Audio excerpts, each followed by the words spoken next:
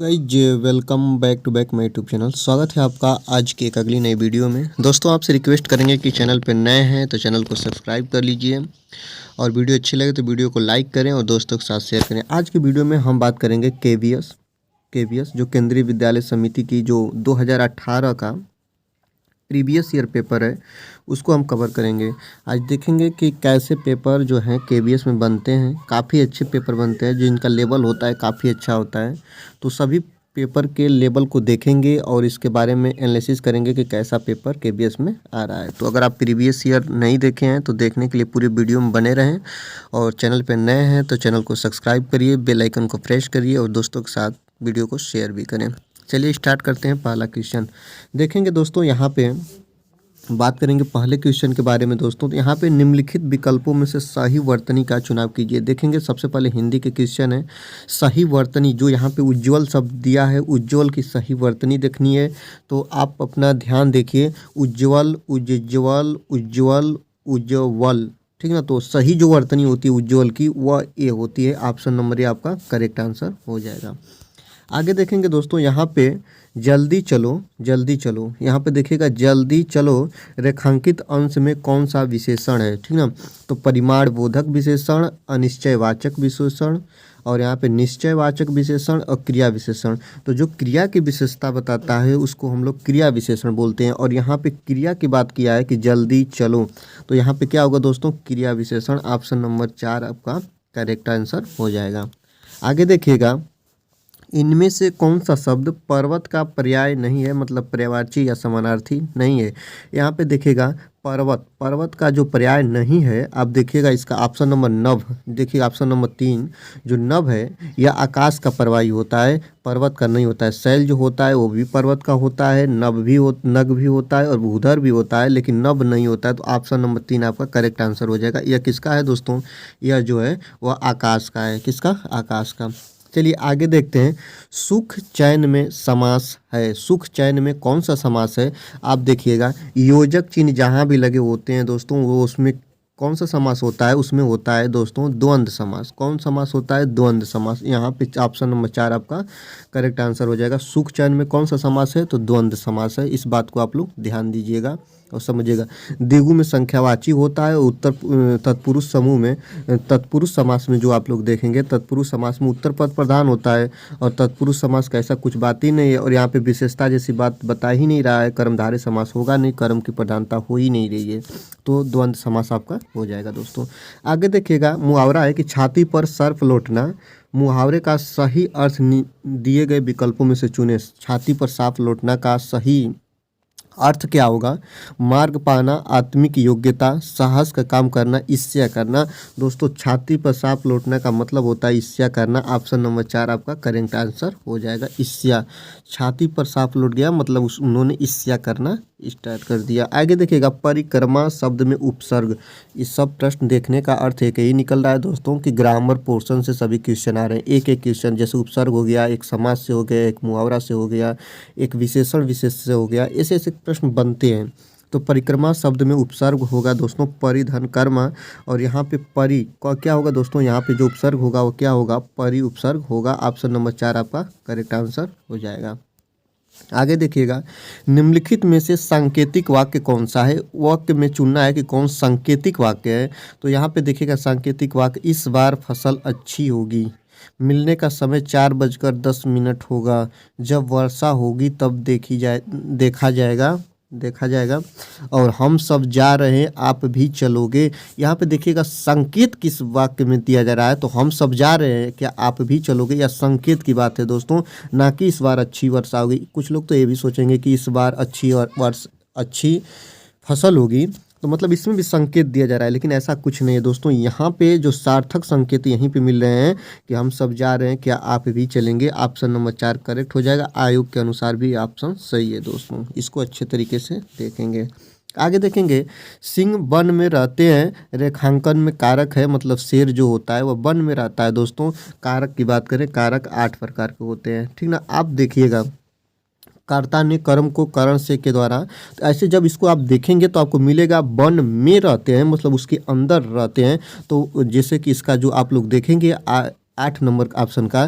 तो इसमें में या पर इसका एक चिन्ह होता है, में हो गया या पर हो गया, कहीं भी ऐसे आ जाए। अंदर की बात करें दोस्तों तो वहाँ पे कौन सा कारक हो जाएगा, वहाँ पे आपका अधिकरण कारक हो जाएगा। Option number 4 answer correct answer हो जाएगा दोस्तों। इस बात को ध्यान से देखिएगा। अधिकरण एक कारक पे भी मिल गया, समास पे मिल गया, उस पे क्या बोला जाता है, पर्यायवाची शब्द पे मिल गया, समानार्थी पर्यायवाची इस पे मिला।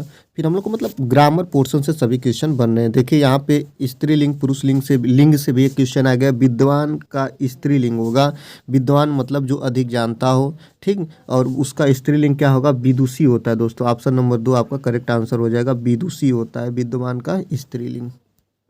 आगे देखिएगा, शाखा का बहुवचन, यहाँ पे वचन भी आ गया। वचन दो प्रकार के होते हैं, एक वचन बहुवचन, जहाँ पे एक वस्तु की बात की जाए वहाँ पे एक वचन, और जहाँ पे एक से अधिक की बात की जाए वहाँ पे बहुवचन। तो यहाँ पे शाखा का बहुवचन होगा, क्या होगा दोस्तों, शाखा का बहुवचन जो होता है दोस्तों वह शाखाएँ होता है। क्या होता है, शाखाएँ। ऑप्शन नंबर 1 आपका करेक्ट आंसर हो जाएगा। आगे देखिएगा दोस्तों, दिया है कि भारत में वस्तु सेवा कर, भारत में वस्तु सेवा कर मतलब जीएसटी की बात कर रहा है कि जीएसटी कब लागू हुआ। तो जीएसटी का मतलब हो गया दोस्तों good service tax. GST Bharat में कब लागू किया गया, तो भारत में जीएसटी जो थी वह जुलाई 2017 में लागू की गई थी। Option number 3। ये जो भी क्वेश्चन बने हैं जीके जीएस वाले वह करंट उस समय के अनुसार बने हैं। 2018 में पेपर हुआ और 2018 के एक साल पहले जो भी घटनाएं हुई वह बना था, इसलिए मैं आपको बस दिखा रहा हूँ, इसको आप लोग देख लीजिए, ठीक ना।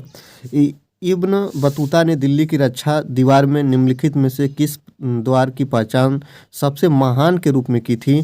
तो आप लोग देखेंगे इसमें जो बदायूं दरवाज़ा है ये इसका करेक्ट आंसर हो जाएगा। इसी को उन्होंने महान के रूप में की थी, बदायूं दरवाज़ा। ऑप्शन नंबर 2 करेक्ट आंसर हो जाएगा। आगे देखिएगा, निम्नलिखित में से कौन सा भारत का पहला राज्य है जिसने पूरे राज्य में, भारत का पहला राज्य है जिसने पूरे राज्य में सभी घरों के लिए छत के वर्षा जल संचयन संरचना को अनिवार्य कर दिया गया है। मतलब छत पे जो वर्षा का जल होगा उसको संचित किया रह जाएगा और उसको आगे यूज में लिया जाएगा। तो इसका आप लोग देखेंगे यह तमिलनाडु राज्य है, भारत का तमिलनाडु राज्य, जो अपने यहाँ के जो जितने भी छतें हैं नागरिकों की उनके ऊपर जल संचयन की व्यवस्था का इंतजाम किया है, जो जल वर्षा की जल का पुनः उपयोग किया जा सके या चक्रण किया जा सके। आगे देखिएगा, चिपको आंदोलन निम्नलिखित में से किस राज्य से संबंधित है। चिपको आंदोलन काफ़ी इंपॉर्टेंट है, इस बार भी प्रश्न बना था कि चमेली घाटी कहाँ है, तो उत्तराखंड में है। तो चिपको आंदोलन कहाँ से स्टार्ट हुआ था दोस्तों, उत्तराखंड में। ऑप्शन नंबर 1 आपका करेक्ट आंसर हो जाएगा। आगे देखिएगा, आगे दिया है बांग्लादेश के ग्रामीण बैंक के संस्थापक कौन थे। तो बांग्लादेश के ग्रामीण बैंक के जो संस्थापक थे मोहम्मद यूनुस थे। कौन थे, मोहम्मद यूनुस, इनको भी ध्यान रखिएगा। आगे देखिएगा, ज्ञानपीठ पुरस्कार 2017 से किसे सम्मानित किया गया। देखिए जीके जीएस करंट का था, जैसे आज मान लीजिए आज पेपर है तो आज से 6 महीने साल भर पहले कि आप लोग ज़्यादा ध्यान से पढ़िए। तो ज्ञानपीठ पुरस्कार 2017 से किसे सम्मानित किया गया है दोस्तों, तो जब आप इसको देखेंगे तो आपको मिल जाएगा कृष्णा सोबती। उस समय इनको 2017 में दिया गया था पुरस्कार, ज्ञानपीठ पुरस्कार कृष्णा सोबती को। Option number 2 correct answer. आगे देखिएगा, निम्नलिखित में से कौन सी नदी चीन, भारत और बांग्लादेश में बहती है। तो चीन में भी बहती है, भारत में भी बहती है और बांग्लादेश में। यह आपकी ब्रह्मपुत्र है दोस्तों। इसको अलग अलग देशों में अलग अलग नामों से जाना जाता है, इस भी ध्यान को रखिएगा। आगे देखिएगा, दिया है निम्नलिखित में से कौन सा अवक्षेपण का रूप नहीं है। तो अवक्षेपण का रूप नहीं है दोस्तों, ओला वृष्टि भी है, वृष्टि भी है, वर्षा भी है। पूर्ण आर्द्रता जो है दोस्तों, आर्द्रता यह अवक्षेपण का रूप नहीं है। ऑप्शन नंबर 3 आंधी करेक्ट आंसर हो जाएगा। आगे देखिएगा, निम्नलिखित में से किस देश ने 2018 में एशियाई खेलों की मेजबानी की। तो 2018 में एशियाई खेलों की जो मेजबानी करने वाला देश है दोस्तों वह इंडोनेशिया है। कौन है, इंडोनेशिया। ऑप्शन नंबर 2 आंधी करेक्ट आंसर हो जाएगा। आगे देखिएगा, यहाँ पे सीडीपी चाइल्ड डेवलपमेंट पेडोलॉजी से जो भी शब्द हैं, जो भी प्रश्न बने उनको भी मैंने आपके सामने रखा है। देखिए दिया है समस्या समाधान के माध्यम से शिक्षण में शिक्षक की भूमिका के रूप में क्या नहीं देखा जा सकता है। दोस्तों निगेटिव का निगेटिव आंसर होगा, क्या नहीं देखा जा सकता है। तो यहाँ पे देखिए, समस्या की स्थिति बनाना, समस्या को परिभाषित करने और बताने में छात्रों की पहचान करना, ये तो देखा जा सकता है। छात्रों को समस्या का उचित समाधान खोजने में सहायता करना, ये भी पॉजिटिव बात है। कक्षा में भयमुक्त वातावरण बनाना, ये भी पॉजिटिव बात है। नेगेटिव का नेगेटिव आंसर सही होगा। ऑप्शन नंबर 1 आपका करेक्ट होगा। भूमिका के रूप में क्या नहीं देखा जा सकता है, तो समस्या की स्थिति बनाना। कभी शिक्षक समस्या की स्थिति नहीं बनाता है, समस्या को सुलझाने की स्थिति बनाता है। ऑप्शन नंबर 21 का ऑप्शन नंबर 1 सही हो जाएगा। आगे देखिएगा, आईईपी व्यक्तिगत शिक्षा योजना, ठीक ना, इंडिपेंडेंट एजुकेशन पॉलिसी की अवधारणा इस विचार पर आधारित नहीं है। किस विचार पर आधारित नहीं है दोस्तों? तो जब आप इसको देखेंगे तो बच्चों की क्षमता के समूह के आधार पर अलग अलग बांटना। ये देखिए, बच्चों को कभी भी आप उनकी योग्यता के अनुसार अलग अलग कक्षा में आप नहीं बांट सकते। तो इसका आपका जो निगेटिव का बात, निगेटिव सही होगा, ऑप्शन नंबर 4 सही होगा। सरकारी शिक्षण रणनीति का उपयोग ये तो शिक्षक कर सकता है, प्राप्त किए जाने वाले व्यक्तिगत लक्ष्य भी कर सकता है, शिक्षार्थियों का वर्तमान ताकत का भी वह आकलन कर सकता है। इन सभी का कर सकता है, लेकिन वह किसी भी बच्चे के प्राप्त जानकारी के आधार पर उनको अलग अलग कक्षाओं में डिफरेंस क्लास में नहीं बैठा सकता है, या उसको वर्गीकरण या छटनी नहीं कर सकता है। दोस्तों आगे देखिएगा, बच्चे की भाषा क्षमता के विकास पर स्कूल या स्कूल की प्रमुख चिंता क्या नहीं है। दोस्तों बस निगेटिव बात को ज़्यादा पूछा है, क्या नहीं है। तो यहाँ व्यक्तिगत और साक्षरता संबंधित मुद्दे ये तो है दोस्तों। शब्दावली मात्रा बढ़ाना और भाषा का उपयोग करने और बनाने की क्षमता, दूसरों के साथ सोचना और संवाद करना। तो क्या नहीं है ये पूछा है। शब्दावली मात्रा बढ़ाना, छोटे बच्चे के शब्दावली मात्रा को आप नहीं बढ़ा सकते, वह स्वयं पर अंतःक्रिया करके इस चीज़ को बढ़ाएगा। ऑप्शन नंबर 2 आपका करेक्ट आंसर हो जाएगा। आगे देखिएगा, दिया है कि प्राथमिक वर्षों अर्थात कक्षा 4 तक गणित सीखने के लिए किस प्रकार के प्रयासों की आवश्यकता है। तो गणित सीखने के लिए किस प्रकार की प्रयासों की आवश्यकता है। तो सीखने की कठिनाई का निदान करना, संवर्धन कार्यक्रम प्रदान करना, पाठ्यक्रम दक्षताओं को पूरा करना और कक्षा विद्यालय में उपस्थित नियमितता सुनिश्चित करना। दोस्तों तो जब आप देखेंगे तो कक्षा 4 मतलब 1 से अभी छोटा बच्चा है। छोटे बच्चों को, प्राइमरी बच्चों को सिखाने के लिए सबसे पहले क्या करेंगे, सीखने की कठिनाइयों का निदान करेंगे और निदान करके उसका उपचार करेंगे। दोस्तों सबसे पहले पता करेंगे कि वह कौन सी गलती कर रहा है और उसका उपचार कैसे किया जा सकता है। आगे देखिएगा, आगे दिया है कि विद्यालय को किसके लिए व्यक्तिगत भिन्नताओं को पूरा करना चाहिए। विद्यालयों को किसके लिए व्यक्तिगत भिन्नताओं को पूरा करना चाहिए। तो इसका जो ऑप्शन है, व्यक्तिगत शिक्षार्थी को विशिष्ट होने की अनुभूति कराने के लिए और व्यक्तिगत शिक्षार्थियों के मध्य खाई को कम करने के लिए, शिक्षार्थियों के निष्पादन और योग्यता को समान करने के लिए और यह समझने के लिए कि शिक्षार्थी सीखने योग्य या अयोग्य हैं। तो किसके व्यक्तिगत भिन्नताओं को पूरा करना चाहिए दोस्तों? तो व्यक्तिगत भिन्नताओं को पूरा करने के लिए ऑप्शन नंबर डी आपका देखना है कि बच्चा देखेंगे कि समझने के लिए शिक्षार्थी सीखने के लिए योग्य है या अयोग्य है। आगे देखिएगा, बहुस्तरीय स्थिति का सबसे महत्वपूर्ण मुद्दा है। तो बहुस्तरीय स्थिति का सबसे महत्वपूर्ण मुद्दा क्या है दोस्तों? इसका छात्रों के बीच सहयोग प्राप्त करना, वर्ग का आकार 30 से अधिक, विभिन्न ग्रेड के विभिन्न स्तरों के छात्रों को एक साथ सीखने की ज़रूरतों को संबोधित करना। तो देखिएगा, बहुस्तरीय मतलब कि जिस कक्षा में बहुत से जाति, बहुत से लिंग या भेद, मतलब किसी चीज़ को न ध्यान में रखा जाए, बहुत प्रकार के उच्च नीच जातियां के बच्चे एक साथ एक कक्षा में पढ़ रहे हों। तो इसका महत्वपूर्ण मुद्दा क्या है? तो विभिन्न ग्रेड के विभिन्न स्तरों के छात्रों के साथ सीखने की ज़रूरतों को संबोधित करना। ऑप्शन नंबर 3 सबसे करेक्ट आंसर, पॉजिटिव बात कर रहा है, यही आपका करेक्ट हो जाएगा। आगे देखिएगा, एक शिक्षक अधिक प्रभावी होगा यदि वह अच्छे अनुदेशात्मक साधनों का उपयोग करता हो, वह छात्रों को प्रश्न पूछने में मदद करता है, वह छात्रों को महारत हासिल करने में मदद करता है, छात्र उच्च अंक प्राप्त करने में मदद करते हैं। तो सबसे अधिक जो होगा वह, जैसे कि कोई भी शिक्षक है वह अच्छे अनुदेशात्मक साधनों का उपयोग करता है, तो वह सबसे अच्छा शिक्षक माना जाएगा। ऑप्शन नंबर 1 आपका करेक्ट हो जाएगा। आगे देखिएगा, दिया है सामाजिक परिपक्वता की सबसे अच्छी विशेषता है। सामाजिक परिपक्वता की सबसे अच्छी विशेषता क्या है?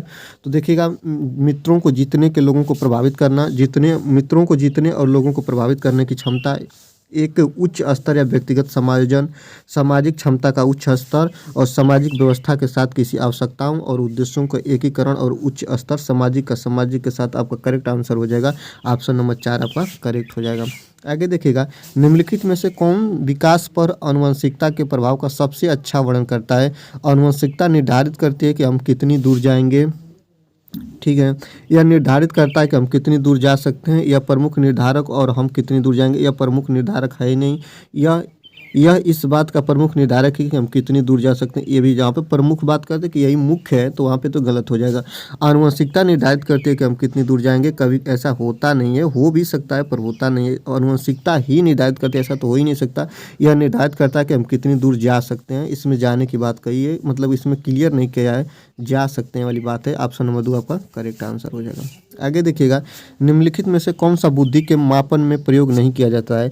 प्रश्नों का उत्तर देने में लगाने वाला समय कौन सा बुद्धि के मापन में प्रयोग नहीं किया जा सकता है, तो इसको देखना है। ठीक ना, विद्यार्थियों का अनुकूलन क्षमता, इस समय से भी बुद्धि का मापन किया जा सकता है। विद्यार्थियों के अनुकूलन क्षमता के आधार पर किया जा सकता है। और विद्यार्थियों की शिक्षा का ध्यान आकर्षित करने की योग्यता और पियाजे संबंधित कार्य, पियाजे भी ने बताया कि कैसे बुद्धि का मापन कर सकते हैं, लेकिन विद्यार्थियों को शिक्षक ध्यान अट्रैक्शन ऐसा तो होगा नहीं। ऑप्शन नंबर सी आपका करेक्ट आंसर हो जाएगा। आगे देखेंगे, सांकेतिक उत्तेजनाओं के लिए भावनात्मक प्रतिक्रिया मुख्य रूप से किसका परिणाम है। तो यहाँ पे देखिएगा, सांकेतिक उत्तेजनाओं के लिए भावनात्मक प्रतिक्रिया मुख्य रूप से परिपक्वता का परिणाम है। ऑप्शन नंबर ए मेच्योरिटी जिसको बोलते हैं, इसका परिणाम है। ऑप्शन नंबर 1 आपका करेक्ट आंसर हो जाएगा। विकास का अर्थ है, विकास का अर्थ क्या है, डेवलपमेंट का।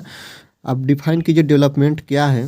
तो विकास का अर्थ होता है परिवर्तन की उत्तरोत्तर श्रृंखला, अभिप्रेरणा के फलस्वरूप होने वाले परिवर्तनों की उत्तरोत्तर श्रृंखला, अभिप्रेरणा एवं अनुभव के फलस्वरूप होने वाले परिवर्तनों का उत्तरोत्तर श्रृंखला, और परिपक्वता एवं अनुभव के फलस्वरूप होने वाली परिवर्तनों की श्रृंखला। तो आप देखेंगे कि जब विकास का अर्थ क्या है, तो अभिप्रेरणा एवं अनुभव के फलस्वरूप होने वाली परिवर्तनों की उत्तरोत्तर श्रृंखला। ऑप्शन नंबर सी आपका करेक्ट आंसर हो जाएगा। इस बात को ध्यान रखेंगे। दिया है कि एक छात्र की गलती प्रक्रिया को संभालने का सबसे अच्छा तरीका होगा। कोई लड़का है जो गलती कर रहा है और इस प्रक्रिया को संभालने का सबसे अच्छा तरीका क्या होगा। तो सबसे अच्छा तरीका आप देखेंगे, विषय वस्तु को फिर से विस्तार से समझाएंगे। कुछ बताने के बाद अगर वो गलती कर रहा है तो विद्यार्थी को बताना कि आप उत्तर गलत है, गलत उत्तर उसको बता ही नहीं सकते, या विद्यार्थी से सही उत्तर देने को कहना, वो अगर सही उत्तर दे लेता तो उसको क्यों कहेंगे। व्याख्या करना और उत्तर देने का एक मौका देना, अवसर देना तो बात सही है, लेकिन व्याख्या संबंधित बात प्राइमरी बच्चों के लिए गलत है, तो इसलिए भी गलत हो जाएगा। और विषय वस्तु को फिर से विस्तार से समझाना, ये आपका करेक्ट आंसर हो जाएगा। इस बात को ध्यान रखेंगे। आगे देखेगा, सूक्ष्म शिक्षण एक तकनीकी है जिसका उपयोग किया जाता है। सूक्ष्म शिक्षण एक तकनीकी है जिसका उपयोग किसके लिए किया जाता है। छोटे आकार की कक्षा को पढ़ाने के लिए, नकली स्थिति में पढ़ाना, विशिष्ट शिक्षण कौशल में शिक्षक की तैयारी कराना। ये आपका ऑप्शन नंबर 3 आपका करेक्ट आंसर हो जाएगा। विशिष्ट शिक्षण कौशल की शिक्षक की तैयारी को मापना होता है या तैयारी कराना होता है। आगे देखिएगा, पाठ्यचर्या निर्माण को कार्य माना जाता है, एक नियमित कार्य, एक विशेषज्ञ कार्य नहीं, यह अत्यधिक विशेषज्ञता कार्य, एक महत्वपूर्ण कार्य नहीं। तो आप लोग देखेंगे कि पाठ्यचर्या निर्माण को कार्य माना जाता है, तो एक ये जो होता है एक अत्यधिक विशेषज्ञ कार्य होते हैं दोस्तों। तो आज की वीडियो में बस इतना ही, मिलते हैं अगले वीडियो में, तब तक के लिए धन्यवाद। देखते रहिए अभिषेक एकेडमी। चैनल पर नए हैं तो चैनल को सब्सक्राइब करिए, बेल आइकन को प्रेस करिए और दोस्तों के साथ